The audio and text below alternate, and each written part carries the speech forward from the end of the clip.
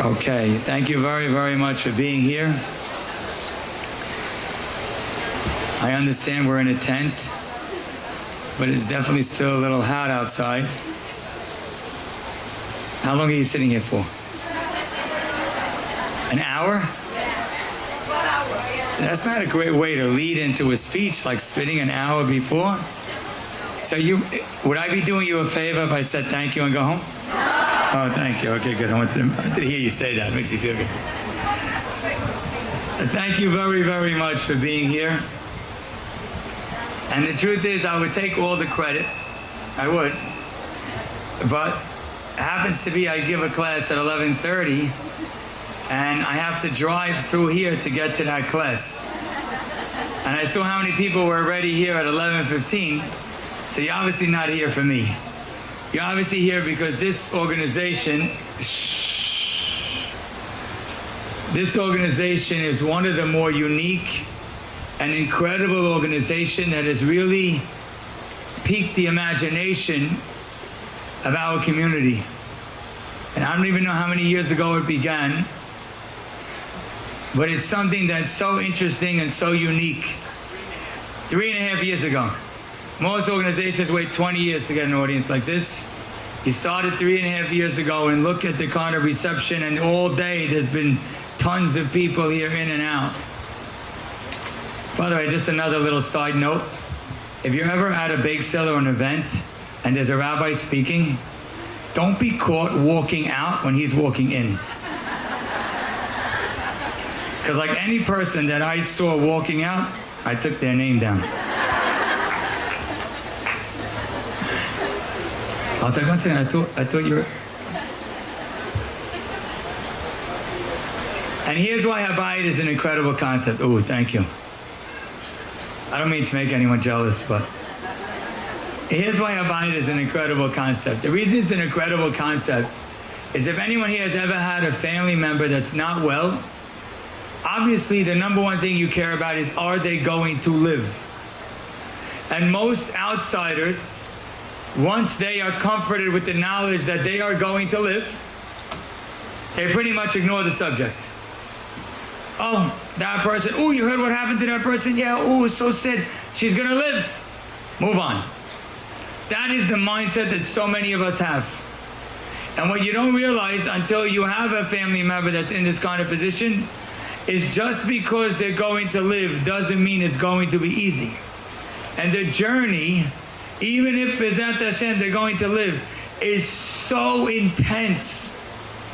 It's intense physically, it's intense emotionally, and it's very intense financially. Because what happens to a family is there are so many side costs that come along with having a family member that's not well. Besides, maybe spouse is not in a job, or both spouses are not in the job. Now picture a family, a member, a child person coming from a different country. And now they have to navigate this country. They don't speak the language. They don't know where to go. And they definitely have no place to stay.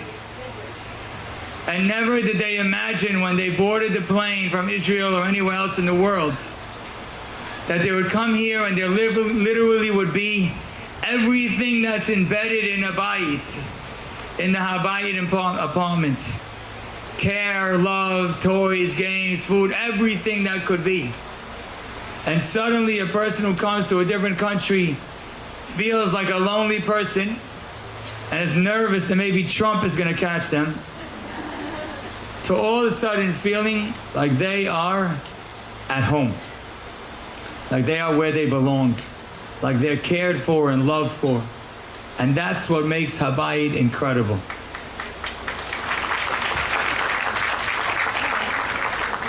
And there are so many people, young and old, that have used Habayit in the last 3.5 years.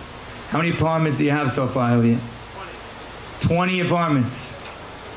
Wow. 20 apartments that are usually used?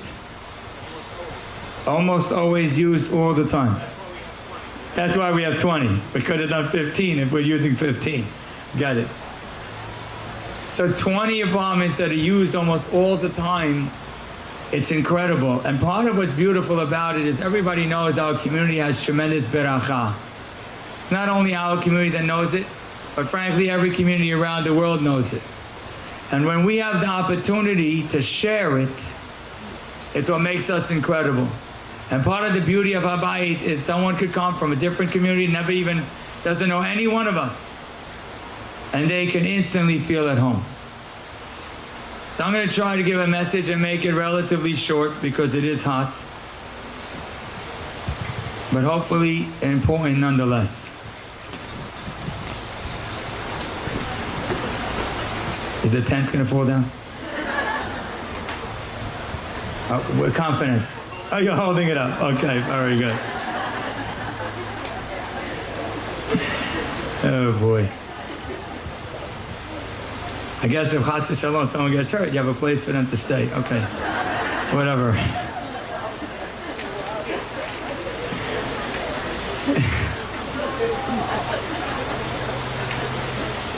I don't know why I'm in a funny mood. It's all good. Okay, it's all okay. Okay. Here's what I'd like to share with you today. How do you get from here to there? What is the quickest way to get from here to there? That means that every person in every stage in their life, you're in a position and there's some place you want to go to. Maybe it's get married, maybe have children, maybe get better, maybe get wealthy, maybe get through school. You want to go from here to there. How do you get there? So I'm going to share with you something, a contrast that's in a Mishnah that's based in last week's parasha. The Mishnah writes that look at the difference between the students of Abraham Avinu and the students of Bilam. And the Mishnah cites the differences, which is not our point here today. But our point is today, is that why is that the comparison? If there was anything, I would compare Abraham maybe to, I don't know, Paro, Avimelech, I don't know, someone in his time. Ephron. Why are you comparing Abraham, who was a few hundred years prior, to Bilam? If you want to compare Bilam to someone, compare him to Moshe Rabbeinu. Compare him to Aharon. Why Abraham? If you look deeper, there's a lot more comparisons. The lot more comparisons is that both Abraham and Bilam were told some kind of power of blessing and cursing. Both Abraham and Bilam woke up early to saddle their donkey. Both Abraham and Bilam were confronted by an angel. Why? What it makes these two people compatible? So before I answer the question, I'm going to tell you this. There are two types of people. And there's two ways to live. There's one type of person that says, if I need to go someplace, I need to do whatever it takes. And sometimes that means, shh, what am I hearing? Someone's talking.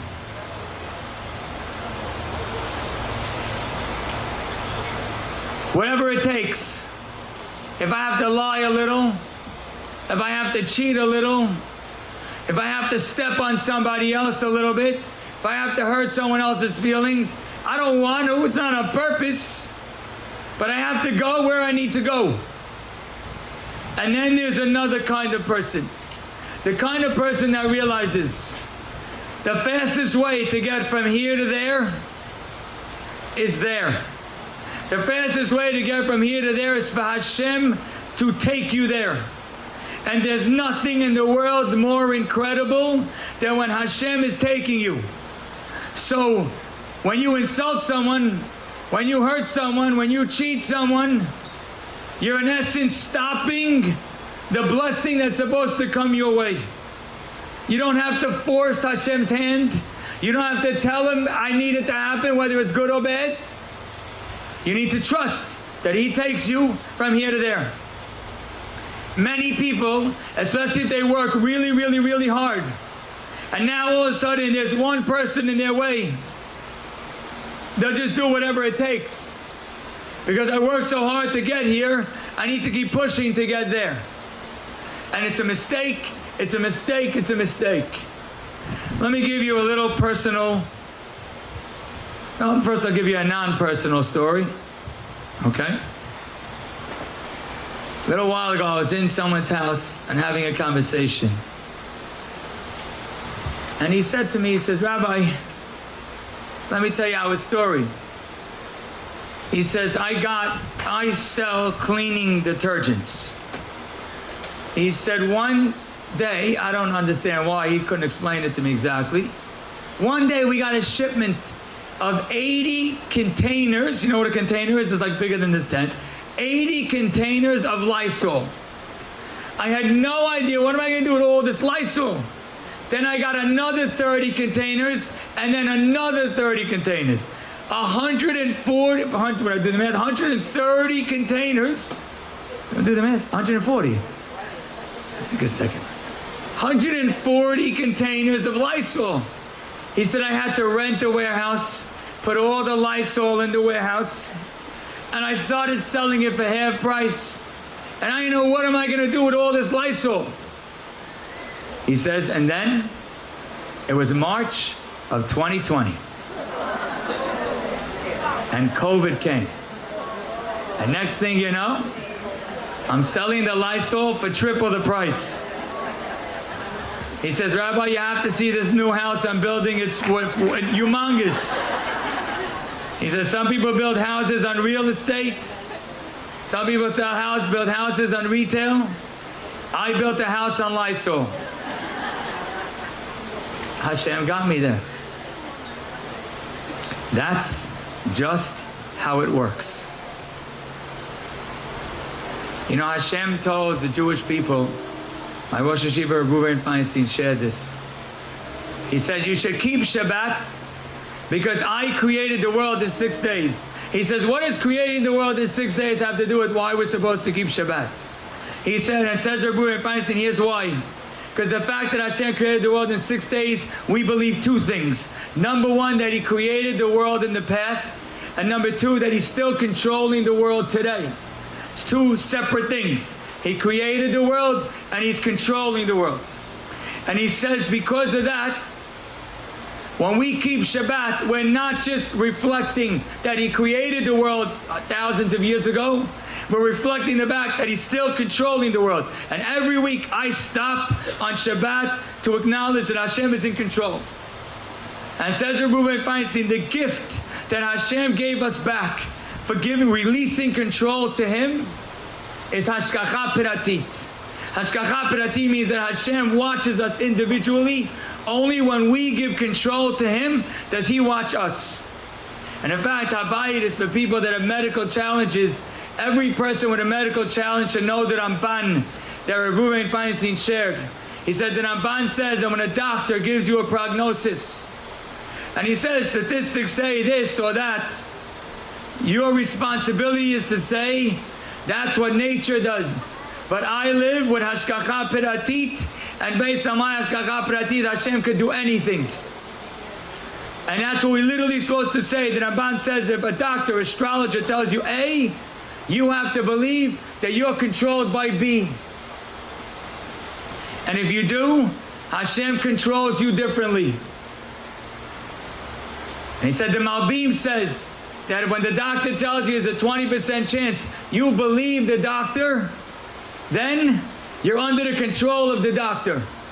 But if you stare at the doctor and say to your mind, it's nice, he's telling me stats, it might be true, I don't know, but Hashem runs the world and He controls my world with Hashgacha Piratit.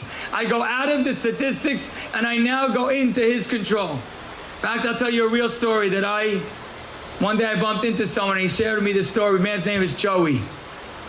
13, 14 years ago, he really wasn't well, and this happened a while ago, this story. And he said he went to Sloan Kettering, and the doctors gave a very grim prognosis.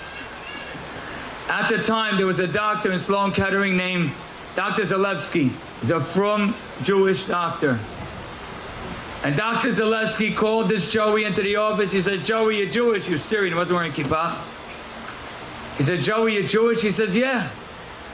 He said, close his doors. Let me make this clear. We are Jews. We don't go by statistics. You're nervous, you're worried, that's statistics. But we live differently. We don't go by statistics. The prognosis at that time was that Joey's going to live a year. He's alive and well 13, 14 years later. And inshallah, many more. Because the quickest way to get from here to there is not my way. The quickest way to get from here to there is his way. There's like a song like that, no? I'm not supposed to know that. But oddly enough, I spoke a little bit about this topic in my shul this past Shabbat in Sudat Shlishit. And after I was done, the Chazan sang Kaddish to the tune of My Way. I don't know why. Let me share with you my own little story. This story is going to embarrass me, but I'm okay. I hope. About 6, 7 years ago, I was already speaking in this community for 17, 18 years. I said, you know what, I feel like there's people who benefit from the classes, and I feel like the Ashkenaz world would benefit from it too. I said, but I don't know. We're on the website. It goes to the people in the community for the most part. Some people in other Sephardi communities, maybe in Queens, Great Neck, but not really out there. I said, okay, I guess that's what Hashem wants. I said, you know what, maybe I should try. So I had an idea. I said, maybe if I make a short video clip, maybe it'll help. Again, I feel weird that like I even cared about this, but I said to myself, maybe that's what I should do. So I did a little research. It costs about $3,000 to make a short video clip with some music and this and that and cut it the right way. So I was debating, maybe I'll go here, there, maybe I'll get a sponsor, maybe I'll pay out of my own pocket. I make a little video clip, people will see the video clip, and it'll help, maybe it'll help the classes go out to Ashkenazim to help them. That was my thought process. Then I said, but how are people going to see the video clip? So listen to this idea. I know it's going to sound really ridiculous, but just bear with me. Again, it's very embarrassing, but just bear with me. My idea was that like maybe I'll get misaskim. You heard of misaskim? They have like, they give the chairs. Said, I'll get misaskim. Maybe they'll put like a little paper card when they put the chairs in people's houses, and they'll put a QR code, and people go on the QR code to listen to my 3-minute clip. I don't know what I was thinking. But I was really thinking about this for like a month or two. I'm trying to figure out, there's a person, Yankee Meyer, who's had a misaskim. I was going to try to reach him. How do I reach him? Get his phone number. Who in the queue knows him? I'm going to call him. I'm going to make the clip. I'm going to get a sponsor. We're going to put out the clip. People are going to see the clip. And because of that, it's going to be a whole spiel. It's obviously the dumbest idea mankind ever came up with. Literally the dumbest. Like you see some guys sitting in misaskim, sitting in a shiva house, especially Ashkenaz shiva house. They're very depressed. I'm going to go to a shiva house, think they're going to take out their phone and say, let me take a little QR code of some rabbi I never heard of in my life. But that's what I thought. By the way, if you ever went to the difference between Ashkenaz and a Syrian shiva house, it's mind-boggling. Ashkenaz shiva house, like they're sad because like somebody died, you know? A Syrian shiva house is like an engagement party. Outside, the lawn, the front, the kids, the grandkids, the friends of the friends of the friends are coming. You don't even know who died. They're just there. The food, the whole thing. It really is true. You shouldn't have to go to a shiva house for many years, but if you ever bump into one, you'll be shocked the difference. I even have someone I know well who went to a shiva house one time, and he walked inside and he really thought it was an engagement party. He says, where's the groom? It didn't go well. So anyhow, what's my point? I gave up on my idea. I said, okay, the classes will be whatever Hashem wants the classes to be. I don't know what happened. But I know at this point, maybe 6 or 7 clips from me go out a week that I have nothing to do with. Torah cuts 3 or 4 clips. Torah Anytime does a daily dose. Meaningful Minute will take something. By Your Mind will take something. Stories to Inspire will take a few stories. No one even asks permission, just if you're wondering. I don't know when they're coming out. You find out before me. I'm like, oh wow, they took that clip. That's adorable. And I'm like, 1 second. And I keep thinking to myself, 1 second, 6 years ago, I was Hashem, how am I going to get one clip out? And now Hashem just tosses the clips. That's why I learned, there's a clip, there's another clip. What happened? The answer is, as long as you think it's you, there's as far as you could go. But when you realize it's Him, Hashem can take you anywhere. Take you anywhere. And this is the difference between Abraham and Bilam. Abraham was told that whoever blesses you gets blessed, because you are following the path of Hashem. And whoever curses you gets cursed. Bilam wasn't satisfied with that. Bilam said, I bless and I curse.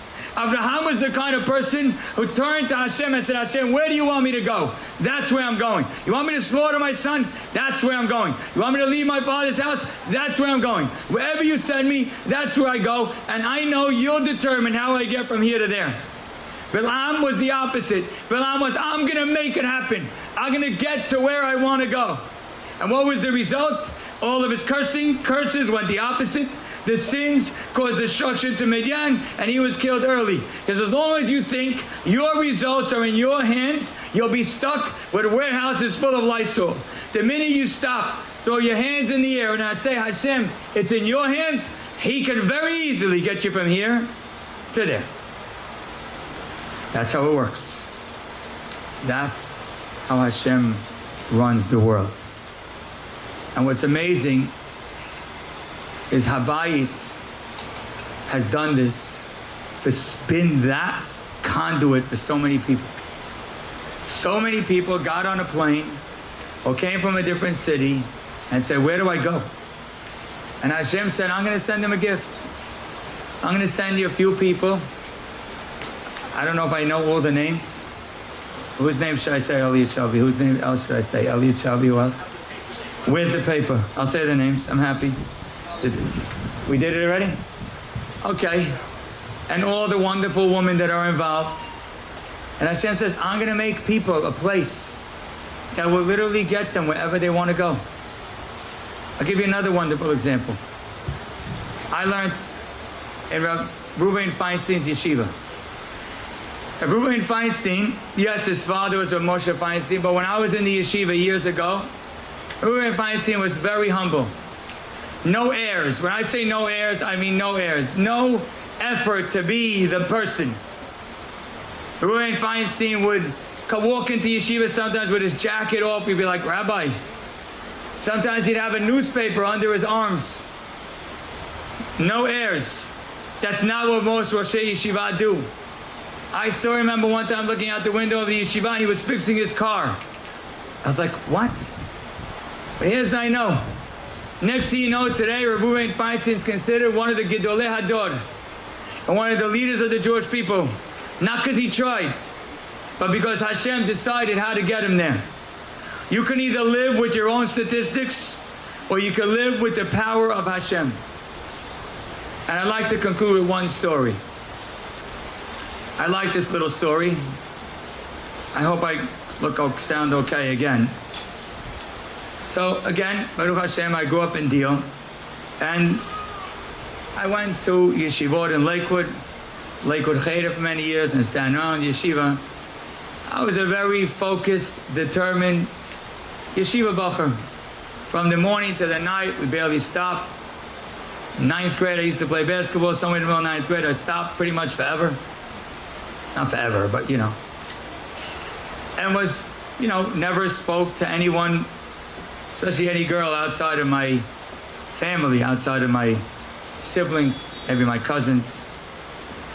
Anyhow, then my sister, who was younger than me, but got engaged ahead of me, got engaged. And the engagement party was in my parents' house. This is almost about 30 years ago, almost right now. And the engagement party was in my parents' house. Anyhow, one of the guests, one of the relatives of my brother-in-law, took me for a walk. I was young, younger than I planned on getting married. And he took me for a walk around my parents' house. You know, my parents' house is on Wenning Court, like the block goes around. And he was trying to convince me to date somebody, to start dating. I said, I'm young, I'm a yeshiva bacher, I'm not like, I'm going to go to Israel first. He said, no, you don't know how good it is. You get married early. It's a beautiful thing. And he's trying to convince me to date a specific person. I don't know, we went around the block 3-4 times. And I said, I hear. I'm not sure if it's going to be that person, but I hear. Maybe I should be open to it. I never told the story out loud. I hope this recording's not going anywhere. Anyhow, I walked into my parents' house, and there was a girl walking down the steps. And the girl was my sister's friend. I said to myself, you know what? I might start dating now. But if I start now, I'm dating her. And it was my wife, Marlene Shallon. What's cool about the story is the person who took me for a walk that day was Elliot Shelby. Do you remember the walk, Elliot? I was more than 3 times, took a lot of convincing. And in my mind, I had no plans in the world. When he started to walk, I had no plans in the world to be dating then. But Hashem had a different plan. And Hashem had some person take me for a walk. It's not like Elliot and I talk every day. Take me for a walk around and around and around the block until he convinced me. And Hashem wanted me to get married when he wanted me to get married to the person he wanted me to get married to. And what's incredible is that I didn't know then, I knew then I was going to be learning in Kollel for many years. I didn't know then I'd be doing now what I'm doing now. What's cool about it is that my wife is the most incredible person in the world. But what she's most incredible for is being supportive of a husband who's doing this. She doesn't ask me when I'm coming home, when I'm leaving, what I'm doing, why I'm busy, why I'm involved, why I'm answering the phone, why I'm giving another speech. Never asks any questions. Just is there to support and be behind it. When I took that walk that day, I never knew. Yeah, you could clap. Don't worry, she's nowhere near here. She's running some camp. I told you I have no control. Hashem runs the world. In a million years, I never thought my wife would run a camp. And I have no idea why she does it, I'll tell you the truth. But that's not for now. I guess I have to give up. No, I'm not saying the next part. I know the next part you mean to say. I'm not saying the next part. I'm not, because that's Ayub. I'm not saying the next part. I know. I'm not saying that part. I know what you mean to say. I don't know. Should I say it? Are you sure I should say it? This is... I take no responsibility for what I'm about to say. It could be it's not appropriate to say. The girl that he wanted me to date ended up getting married to a wonderful person, and her son married my daughter. That's what you wanted me to say, right?